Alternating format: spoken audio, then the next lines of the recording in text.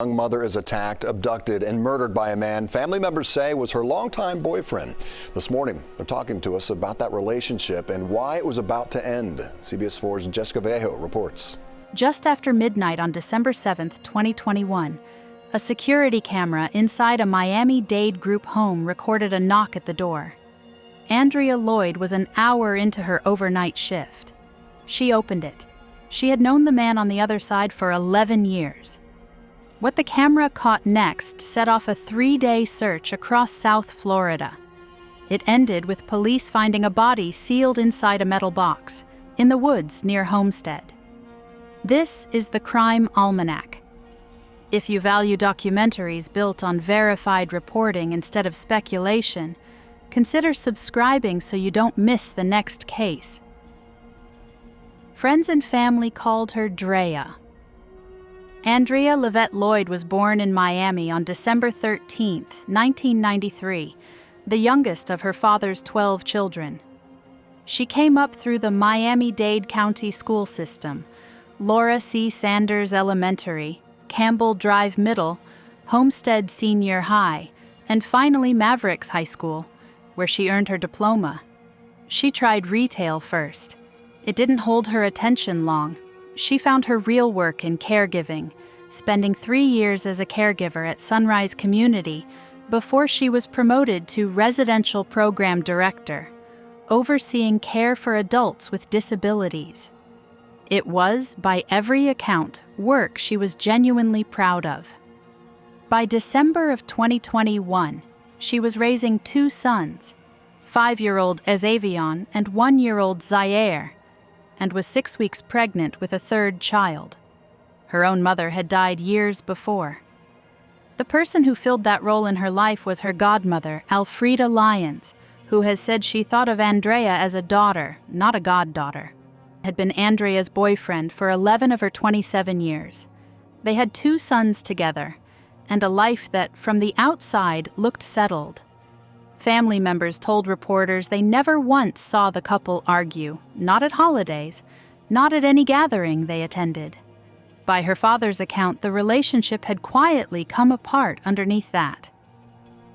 Arnold Lloyd later told a Miami television station that his daughter was preparing to leave Johnson over his repeated infidelity.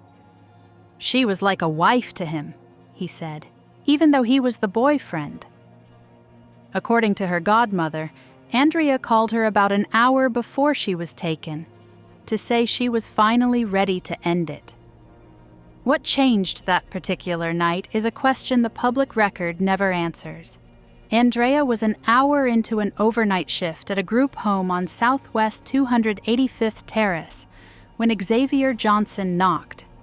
Surveillance video later reviewed by police shows him pulling her out of the building, beating her, and forcing her into her own car, a white Honda Civic with a Florida license plate reading Y650DL. He drove off. She didn't make it to the end of her shift, and she didn't call home. For a woman her family described as fanatically reliable, the silence itself was the warning sign. Her father would later say Johnson told him she was missing 45 minutes before her shift was even scheduled to end. "That's fishy," he said. Police opened a search. Miami-Dade detective Chris Thomas told reporters the man had pushed her inside a vehicle and drove off in an unknown direction. Investigators asked the public for tips and put up a reward through Crime Stoppers. Miami-Dade police brought in an aviation unit, all-terrain vehicles, and K-9 teams. Andrea's family didn't wait on the department alone. They searched too. On Wednesday, her uncle, Manuel Lloyd, spotted Johnson near a wooded stretch by the Homestead Speedway and called police. Officers found him pacing beside his black pickup truck, repeating that he was looking for her. A cadaver dog worked the tree line and alerted near that truck. Underneath the brush, investigators found a large metal utility box. Inside it were human remains.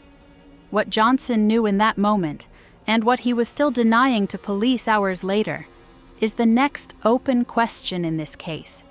For most of that Wednesday, even after being found near the site, Johnson denied any involvement in Andrea's disappearance. Late that night, after hours of questioning at Miami-Dade police headquarters, he confessed to kidnapping and killing her. Detectives said he wouldn't say why. The medical examiner confirmed the next afternoon that the remains were Andrea's.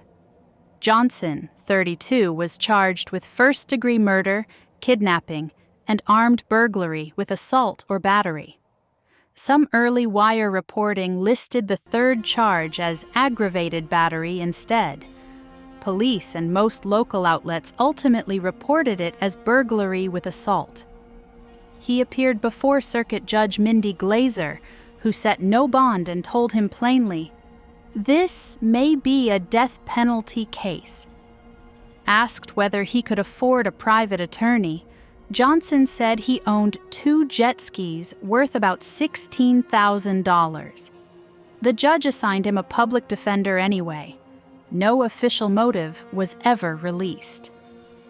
Arnold Lloyd offered his own theory publicly, that his daughter's plan to leave, combined with his belief that the child she was carrying wasn't Johnson's, was what set the night in motion. That is his account, not a finding from investigators, and it was never confirmed by either side. Days later, an attorney representing Johnson, Richard Gregg, issued a statement saying Johnson and his family had received threats since he was identified, and asking the public to withhold judgment until all the facts came to light. On what would have been her 28th birthday, 6 days after her remains were found, Andrea's family and community gathered near Homestead and released pink balloons into the sky. Her father stood among them. Her 5-year-old kept asking where his mother was. There was no easy answer for that, and the adults around him knew it. Her funeral was held on December 18th at Covenant Baptist Church in Florida City. Her 2 sons went to live with their grandfather, Arnold, who took custody in the middle of the worst month of his life. 2 years later, Alfreda Lyons was still talking about her goddaughter, this time to a reporter covering domestic violence prevention. She described herself as a survivor of the same thing. She said Andrea's last call to her, about an hour before she vanished, was about finally getting out. Whether this case ever reached a jury, and with what result, isn't reflected in the public reporting available at the time this account was compiled. What's on the record is simpler. A woman who spent her career taking care of other people's families, who had just decided to leave, and who ran out of time before she could. This has been a case file from The Crime Almanac.